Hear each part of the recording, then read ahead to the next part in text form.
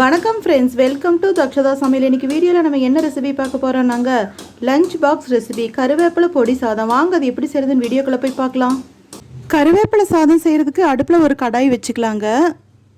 கடாய் heat ஆயிடுச்சு. இப்போ ஒரு கைப்பிடி வேர்க்கடலை உள்ளே போட்டு வறுத்துக்கலாங்க.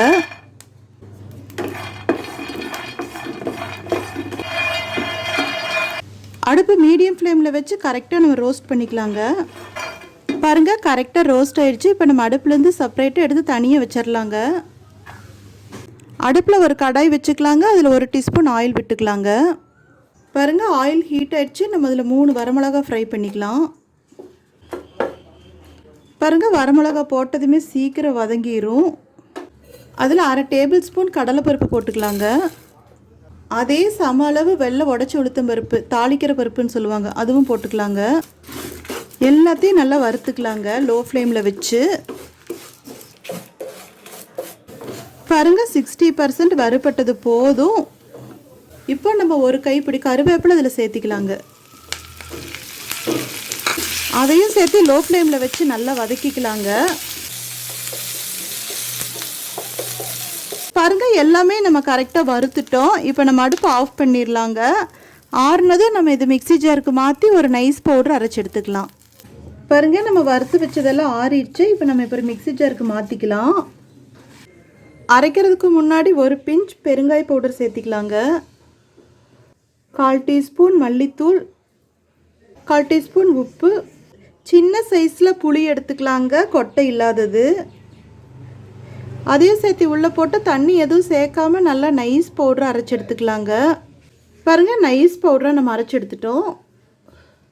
கருவேப்பிலை சாப்பாடு தாளிக்கிறதுக்கு அடுப்பில் ஒரு கடாய் வச்சுருக்கேங்க. அது 1 டீஸ்பூன் ஆயில் விட்டுருக்கேங்க. எண்ணெய் சூடாகிட்டு இருக்குது. பாருங்கள், எண்ணெய் சூடாயிடுச்சு. நம்ம 1/4 டீஸ்பூன் கடுகு போட்டுக்கலாம்.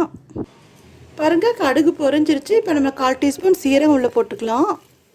சீரகம் பொரிஞ்சு வரும்போது நம்ம வறுத்து வச்சுருக்கிற இந்த வேர்க்கடலை உள்ளே சேர்த்துடலாங்க. அது கூடவே 5-6 கருவேப்பிலை. பாருங்கள், நல்லா சிம்மில் வச்சு வதக்கிட்டோம். இப்போ அதுக்குள்ளே நம்ம 1 கப் சாதம் பாயில் பண்ணி வச்சுருக்கோங்க, அதை உள்ளே சேர்த்திக்கலாங்க. கடாயில் போட்ட அந்த சாப்பாட்டுக்குள்ளேயே நம்ம வறுத்து அரைச்சி வச்சுருக்கிற அந்த கருவேப்பிலை பொடி சேர்த்திக்கலாங்க. லேசாக 2 கிளறி விட்டுக்கலாம்.